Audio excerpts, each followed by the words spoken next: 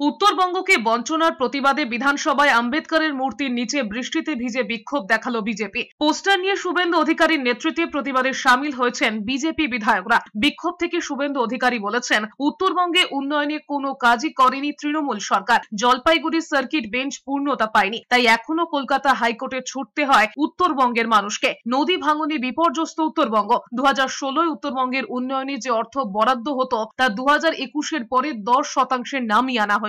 10 বছরে একটাও অনুসারী শিল্প তৈরি হয়নি। তার কথায় 2019, 2021 এমনকি 2024-এও তৃণমূলকে সমর্থন করেনি উত্তরবঙ্গের মানুষ। সেই আগেই মমতা বন্দ্যোপাধ্যায় উত্তরবঙ্গের উন্নয়নে নজর দেন না। শুভেন্দু অধিকারীর অভিযোগ, উত্তরবঙ্গে মুখ্যমন্ত্রী বেড়াতে যান, তাই নানান জায়গায় আবাস তৈরি হয়েছে। শুধু মুখ্যমন্ত্রীর জন্য টাইগার হিল চালসায় আবাস তৈরি করা হয়েছে।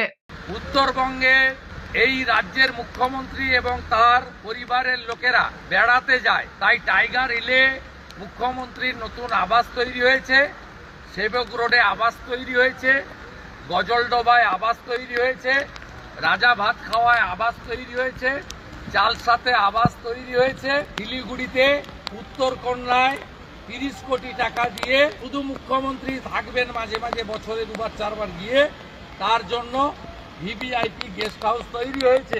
উত্তরবঙ্গের কোনো উন্নয়ন হয়নি।